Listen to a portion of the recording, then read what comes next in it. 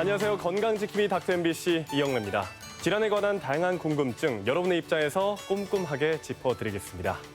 유방암은 국내 여성 암 발병률 1위로 가장 많습니다. 실제로 국내 30, 40대 여성들 사이에서 발생되는 유방암 유병률이 최근 20년 동안 2배 이상 증가했는데요. 다행히 국내 유방암 5년 상대 생존율이 90% 이상으로 다른 암에 비해 매우 높은 편이지만 안심할 수는 없습니다. 실제로 유방암의 원인은 유전적인 요인과 여성 호르몬과 관계가 있지만 서구화된 식습관 및 나쁜 생활 습관 등 복합적인 원인으로 발생된다고 보고되고 있기 때문에 미리 예방법을 알아두면 좋겠죠. 그래서 오늘은 익산병원 유방갑상선외과 김승진 과장과 함께 유방암에 대해 자세히 알아보겠습니다.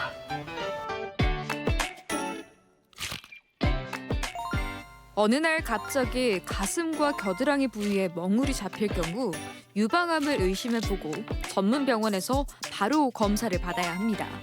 더구나 국내 유방암 발병률이 증가한 만큼 과거에 비해 조기 검진에 대한 인식들도 높아졌는데요. 그래서 오늘은 유방갑상선외과 전문의 김승진 과장과 함께 유방암에 대해 자세히 알아보겠습니다. 네, 과장님, 안녕하세요. 네, 안녕하세요. 네, 일단 먼저 이 유방암이 어떤 질환인가요? 네, 유방암은 유방에 발생하는 모든 악성 종양을 통틀어서 말하는 것입니다. 네. 그리고 유방의 그 비정상적인 조직이 계속 자라나고 다른 장기로 전이될 수 있기 때문에 네. 치명적인 병이 될 수 있어서 네. 관심이 필요합니다. 아, 그렇군요. 혹시 그러면 좀 걱정되는 분들이 많을 것 같은데 네네네. 특히 이 유방암에 좀 더 잘 걸리는 그런 분들이 있나요? 유방암은 평소 건강한 사람에게도 발생하게 됩니다. 그렇지만 유방암 특히 다른 한쪽에 유방암이 있었던 경우 또 몸이 비만한 경우 어머니나 자매 혹은 딸이 유방암에 앓았던 경우 난소암이나 자궁 내막암 등의 병력이 있는 경우 네. 또 첫 출산이 늦거나 폐경이 늦고 초경이 빠르거나 네. 그래서 여성 호르몬의 영향을 많이 받을수록 네. 유방암에 걸릴 확률이 좀 높아지게 되겠습니다. 아하. 네. 네, 그렇군요. 그렇다면 이 여성 호르몬이 좀 어떤 식으로 작용돼서 이 발병률을 좀 높이나요? 여성 호르몬은 네. 분비기간이 길면 길수록 유방암에 걸릴 확률이 높아진다고 알려져 있습니다. 네. 대금의 연구에 따르면은 폐경후 호르몬 대처요법은 유방암 발생의 위험성을 높인다고. 아, 높여요? 네네네. 네. 그렇습니다. 그래서 여성 호르몬 복용 자체가 직접적으로 유방암으로 완벽하게 연관이 있는 거는 아니지만 네. 이 임상 관찰을 통해서 보니까 통계적으로 의미가 있을 만큼 여성 예. 호르몬 복용과 유방암의 관계가 있다 이렇게 알려져 있습니다. 아, 네, 알겠습니다. 물론 직접적인 원인이라고 정확히 밝혀지지 않았지만 네네. 여성 호르몬 대처법이 좀 이 확률을 높이긴 한다. 네네네. 그런 말씀이시죠? 네네네, 그렇습니다. 알겠습니다. 혹시 이런 얘기도 있습니다. 이 유방암 유병률과 이 가슴 크기와 상관관계가 있다. 혹시 이건 맞는 말인가요? 사실 유방암의 크기와 네. 암 발생과는 큰 연관성은 없습니다. 아, 네. 단 비만은 그 자체가 유방암의 발생을 증가시킬 수 있기 네. 때문에 비만 주의가 자체가? 요구됩니다. 네. 네. 그리고 또한 그 비만은 유방암 환자에 있어서 유방암 치료 후에 네. 재발의 위험성을 높인다고 되어 있기 아, 때문에 그래요? 그것 또한 주의사항이 되겠죠. 네. 그렇군요. 그리고 최근 유방 보형물이 네. 유방 내 림프암의 발생을 높인다는 보고가 있어요. 근데 이러한 식염수나 실리콘 보형물 자체가 예. 일반적으로 직접적인 유방암 위험을 증가시킨다는 것은 아닙니다. 아, 그렇습니까? 그리고 비의학적으로 파라펜이나 그 고음용 실리콘을 유방에 주입하는 분들이 계신데 네. 그런 건 절대적으로 피해야 되겠습니다. 아, 네. 왜냐하면 이런 이물질 자체가 몸에 네. 해롭기도 하고 나중에 유방암을 진단함에 있어서 방해 어렵게 만들기 때문입니다. 그럼 좀 더 이 여성의 유방암에 대해서 얘기를 나눠보자면 네네네. 이 유방에 뭔가 좀 단단한 멍울이 만져진다면 네네. 이 유방암을 의심해 봐야 하나요? 유방에 단단한 멍울이 만져진다고 네. 모두 유방암은 당연히 아닙니다. 아, 네. 20, 30대 젊은 여성 유방에서 흔히 만져지는 크고 작은 멍울은 대부분 섬유선종, 섬유낭종, 섬유낭병 등 양성 종양을 말하게 됩니다. 네. 하지만 일부 젊은 여성과 40대 이상에서 새롭게 만져지는 단단한 혹 같은 경우는 유방암의 가능성이 있기 때문에 아, 예. 그 진찰이 필요하게 되겠습니다. 그렇군요. 그러면 이 유방과 이 유두 근처에서 통증이 계속 느껴진다.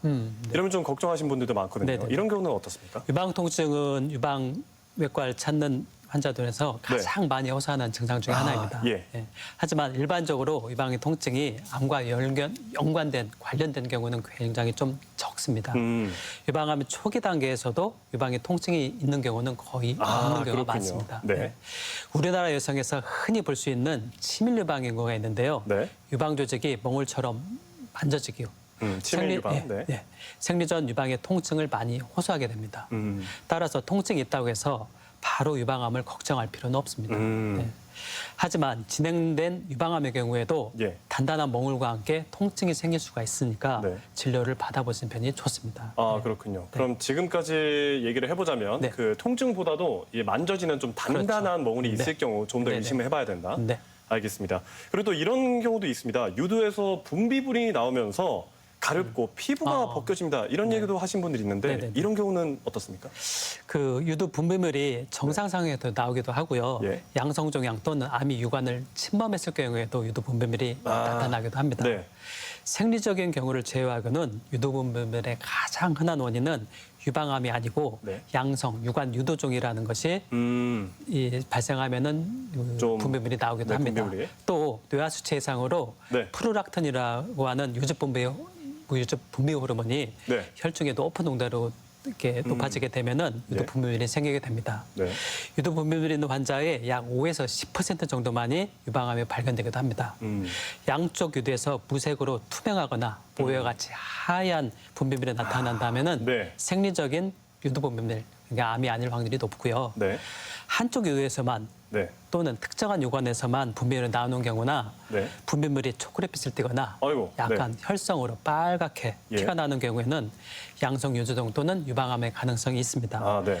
그밖에 또 유두가 함몰되어 있거나 깨끗하지 못해서 위생적으로 깨끗하지 못해서도 유두에 염증이 생겨서 분비물이나 진물 네. 같은 게 나타날 수 고름 있습니다. 같은 경우일 수 있겠죠. 네네네. 네. 간혹 유방암 중에서 파제병이라는 경우가 있는데요. 네. 이것은 유두에서 처음 시작하게 됩니다. 이 파제병은 유두에서 습진과 같은 증상으로 나타나고 병이 진행되면서 유두가 차츰 뭉그러지게 됩니다.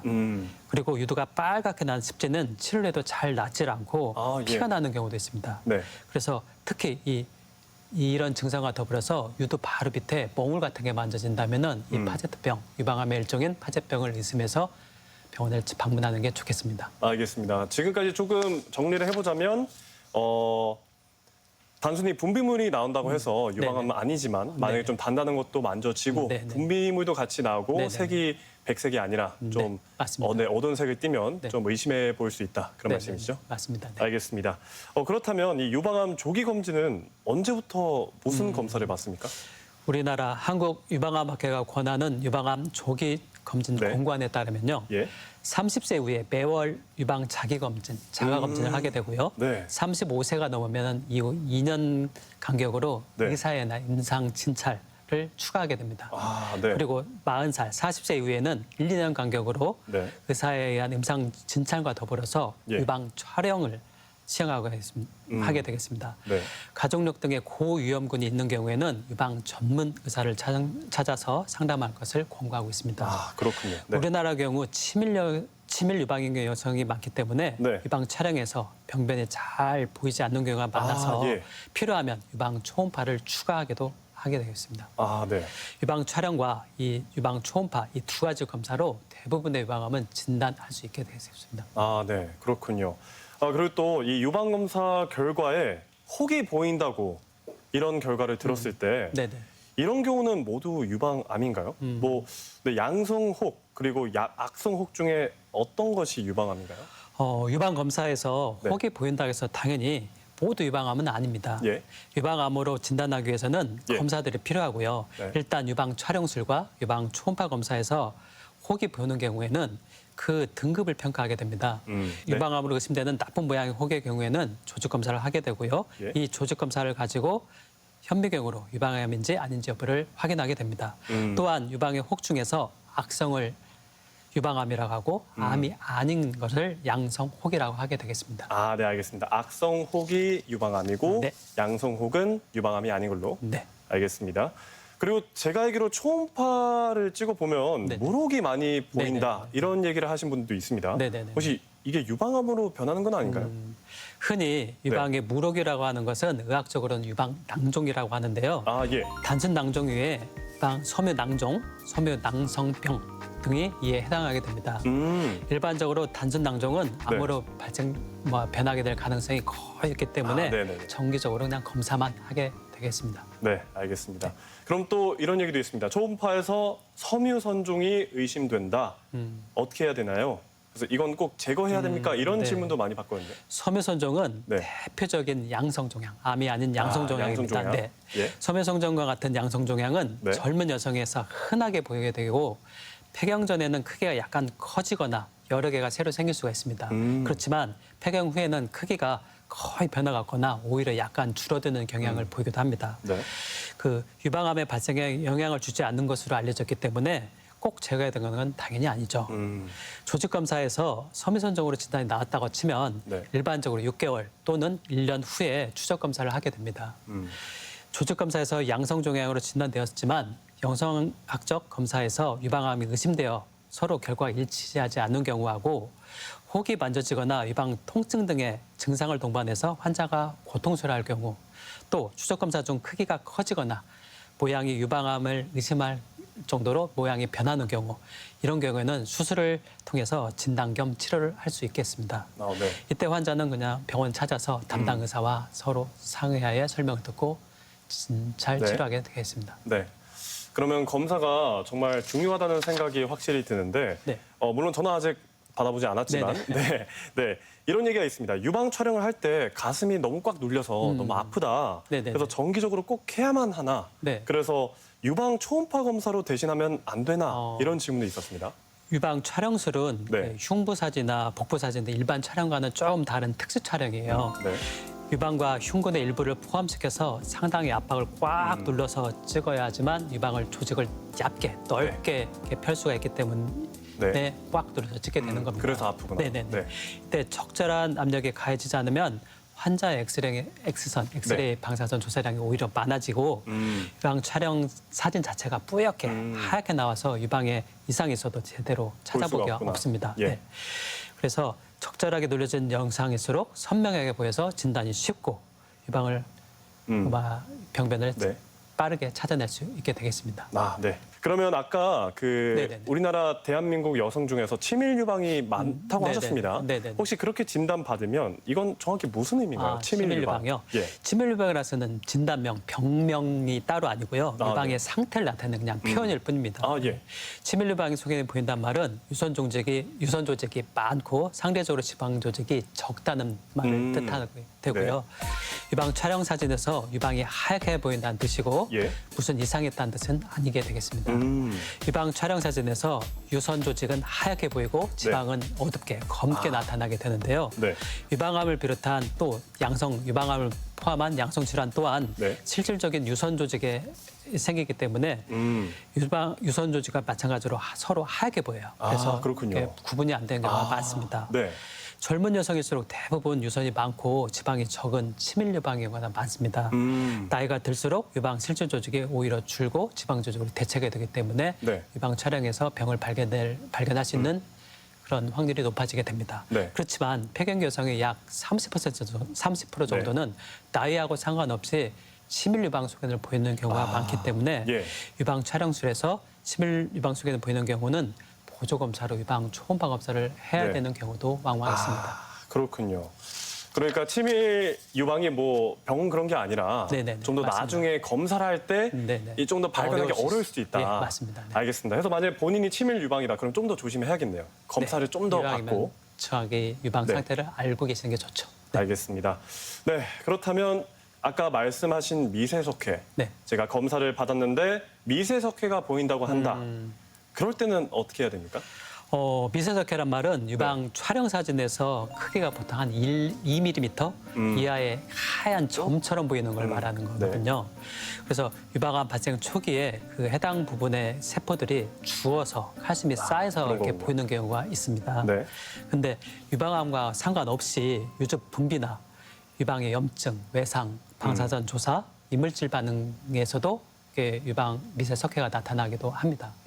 그리고 또 대표적인 뭐 양성종양인 섬유선 중에서도 네. 석회화 동반되는 경우가 있고요. 아, 네. 실제적으로 대부분의 석회화는 양성 질환에 의한 것으로 조직 검사를 한 석회화의 그 결절의 한 80%는 양성 종양이 되겠습니다. 아, 네네네. 네, 유방 촬영술에서 미세화 석회화 소견이 있을 때는 네. 영상학과 전문의가 네. 그 모양과 크기, 개수, 분포 등을 이렇게 분석을 통해서 유방암이 의심되는지 아닌지를 판단하게 됩니다.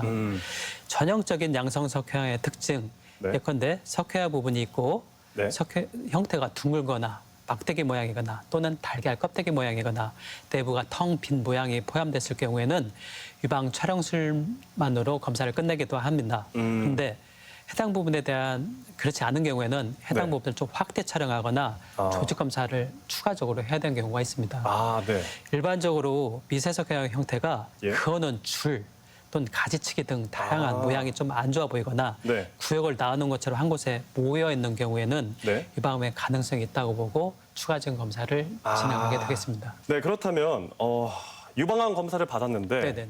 이 조직 검사가 필요하다라는 진단을 받았을 때 어떤 경우가 조직 검사가 필요한가요? 조직 검사라는 말은 네. 어떤 이상이 있는 조직이 있을 경우 네. 그걸 떼어내서 암인지 아닌지를 이렇게 확실하게 예. 판단하는 과정이 되겠습니다. 네. 유방암 여부를 확인하는 데 있어서 유방 진찰이나 초음파나 유방 촬영증 영상 검사만으로는 한계가 있기 때문에 네. 조직 검사를 하게 되는 거고요. 예. 조직 검사의 방법으로는 새침 흡입 생검술과 네. 총생검 또 수술로 하는 조직 검사 방법이 있습니다. 아, 네. 새침 흡입 생검술은 가는 주사바늘을 이용해서 세포를 얻어내는 방법으로 간편하지만 양이 아주 적기 때문에 암세포인지 아닌지 정확한 진단이 어려울 수가 있게 네, 되고요. 조금 애매하네요. 네, 네. 그렇습니다. 네. 총생검은 현재 가장 많이 사용되는 조직 검사 방법으로 네. 피부에 국수 마취, 부분 마취를 한 다음에 초음파 유도화의 실시간으로 병변을 보면서 검사를 진행하게 되고요. 네. 한 번에 보통 3번에서 6번 정도 조직을 이렇게 얻어내게 됩니다. 아, 네네. 그래서 가장 좀 정확하고 확실한 방법이 되겠습니다. 네. 또 수술을 통한 조직 검사 방법은 이 두 가지가 좀 어려운 경우에 부분 마취 또는 전신 마취 하에 이렇게 검사를 하는 경우가 많고요. 예. 조직의 일부나 전체를 수술적 방법으로 통째로 제거를 해서 조직 예. 검사를 얻게 됩니다. 만약에 제가 여성으로서 좀 조직 검사를 해야 된다는 네네네. 얘기를 들으면 좀 거부감이 생길 아. 수도 있을 것 같습니다. 네네네네. 뭔가 이렇게 흉터 남을 수도 있을 것 같고. 네네네네. 근데 그래도 이제 아, 안전을 위해서 그럼요. 네, 네네. 좀 뭐 하는 걸 추천해. 흉터나 네. 통증 같은 거는 현재에서 뭐 그렇게 걱정할 만큼 그런 경우는 없습니다. 그렇죠. 암과 네네. 비교하면. 네네네. 네, 알겠습니다. 그렇다면 혹시 이 생리 중에 네네. 유방 검사를 해도 되나요? 그렇죠. 개인 간의 차이는 있지만 보통 생리 약 2주 전 그 배란기를 전후로 해서 유방 조직이 가장 딱딱하고 네. 그때 촬영을 하면 아프다고 말하는 분들이 제일 네. 많습니다. 그래서 그리고 또 상대적으로 생리를 딱 시작한 직후에는 네. 오히려 유선 조직이 약간 단단하지 않고 이렇게 부드러워지기 때문에 유방 예. 촬영 시 이때는 좀 덜 아프거나 그렇게 느끼는 경우가 많은데요. 네. 그런데 이게 시기와 상관없이 촬영하는 데서 우리가 정보를 얻는 데에서는 큰 네. 차이는 없게 되겠습니다. 아, 네. 그 이런 질문도 있었습니다. 이 개인 병원에서 세포 검사를 했는데 네. 조직 검사를 왜 다시 하냐 이런 질문이 있었습니다. 일반적으로 세포 검사는 새침 흡입 생검술이라고 하는 것을 말하는데요. 네. 이는 가늘한 바늘로 주사기를 이용해서 세포를 얻어내는 방법으로 한두 번 바늘을 이렇게 네. 피부의 조직에 네. sab입하게 되겠습니다. 좀 애매하다고 했죠. 네네네. 네. 그렇지만 환자에게 통증이 가장 적고 합병증 또한 가장 적은 방법으로서 사용할 수 있는 방법이 되겠습니다. 네. 그런데 간단한 만큼 얻는 그 조직의 양, 세포 양이 아주 적기 때문에 주변에 있는 조직까지, 네. 조직에 대한 정보까지 얻어낼 수 없는 단점이 있습니다. 아, 예. 그래서 진단이 과소평가되거나 오히려 과대평가되는 그런 경향이 있을 수 있습니다. 아, 그렇군요. 반면에 그 총생검은 네. 보통 초음파를 보면서 이렇게 검사가 진행되게 되고 조직은 검사할 때 총 4번에서 6번 정도 얻어내게 됩니다. 네. 병변을 포함해서 주변 조직까지 그 일부가 얻어지게 되기 때문에 정확도도 아주 또 높은 검사가 되겠습니다. 현재 그 유방암을 진단하는 검사 방법 중 가장 많이 사용되고 그 가장 정확도가 높은 검사 방법이 되겠습니다. 알겠습니다. 네. 네, 그러면 지금 이 다음 질문은 유방암을 네네네. 진단받은 분의 질문인데요. 네네네. 네, 유방암을 진단받았는데 네네네. 이 유방 MRI 촬영은 왜 시행하는 건가요? 이런 아, 질문도 있었습니다. 네, 유방 MRI 검사는 네. 유방암을 치료하기 전에 검사를 하게 되는데요. 치료하기 전에 병기를 결정하고 수술하는 범위를 정확하게 알기 위해서 검사를 하는 경우가 많습니다. 네네네. 특히 또 수술 중에 유방암을 어느 범위까지 절제할지를 정확하게 결정하는 데 결정적인 힌트를 네. 주게 되겠습니다. 네. 다른 검사보다 그 정확한 검사 정보를 얻는 경우가 많아서 네. 그 수술 유방암을 진단받으면은 꼭 한번 촬영하게 되겠습니다. 아, 네. 또한 민감도가 높아서 예. 유방암 진단 받지 않은 반대편 유방도 그 유방암 이상이 있는지 여부를 확인할 수 있으니까 검사에 네. 유용한 검사가 되겠습니다. 아, 네. 제가 생각하기로는 이 질문한 이유가 보통 네네. MRI가 그렇게 저렴한 가격은 아니잖아요. 네네네네. 그래서 추가로 그렇죠. 왜 하냐 이런 질문을 네네네네. 하실 수도 있을 것 같습니다. 네네네. 그래도 맞습니다. 해야만 하는 과정이라는 말씀이시죠? 네, 그렇습니다. 알겠습니다. 네, 그렇다면 마지막으로 네네네. 이 유방암을 예방하기 위해서 어떻게 해야 될까요? 네, 아직까지 유방암을 예방하기 위해서 확실한 예방 수칙은 없습니다. 네. 근데 유방암의 위험 요소로 알려진 네. 것을 일상생활에서 피하고 정기적인 검진을 통해서 조기 발견하도록 권하고 있습니다. 특히 여성 호르몬인 에스트로겐에 노출됨이 많으면 많을수록 유방암의 위험성이 높아지게 됩니다. 네. 그래서 즉 초경이 빠르거나 폐경이 늦은 경우 출산을 하지 않거나 모유 수유를 하지 않은 경우에 등이 그게 포함되게 되겠습니다. 그리고 여성 호르몬제를 약으로 복용하는 경우가 있는데 아, 네. 경구 피임약이나 폐경 후에 그 갱년기 증상 때문에 복용하는 여성 호르몬 제제 등이 있습니다. 네. 폐경 후 폐경 증상이 심해서 네. 여성 호르몬을 처방받아서 복용한 경우가 많은데 네. 이때는 장기간 복용할수록 유방암의 위험성이 높아지기 때문에 약을 복용하면서 정기적인 유방 검진을 받는 것을 권고하고 있습니다. 그리고 또 한 가지 중요한 위험 요소는 비만이 되겠습니다. 몸속에 있는 지방세포도 일부 여성으로 변환이 되기 때문에 네. 적절한 식습관과 운동을 통해서 적정 체중을 유지하는 데 예방에 중요하게 되겠습니다. 네, 이 시간에는 유방갑상선외과 전문의 김승진 과장과 함께 유방암에 대해 알아봤습니다. 네, 과장님 오늘 말씀 고맙습니다. 네, 감사합니다.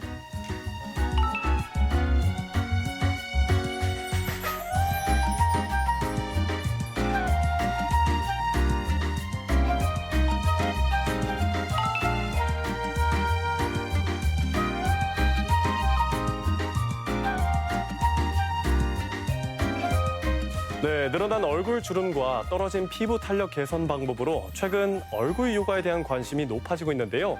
얼굴 요가는 안면 체조 운동으로 이완된 안면근을 자극해서 탄력을 회복시키고 얼굴 지방층 아래 근육을 강화하는 데 도움이 됩니다. 미소 짓기, 눈썹 밀어 올리기, 볼에 바람 옮기기 등 이 대표적인 얼굴 요가 동작인데요. 지금 바로 얼굴 요가 동작을 따라해보면서 노안 개선은 물론 밝은 인상을 만들어 보시기 바랍니다. 그리고 이 밖에 건강과 관련해 궁금증이 있다면 전주 MBC 홈페이지에 질문 남겨주시기 바랍니다. 닥터 MBC가 여러분의 궁금증을 풀어드리겠습니다. 저희가 준비한 소식은 여기까지입니다. 다음 주 이 시간에 다시 찾아뵙겠습니다. 고맙습니다.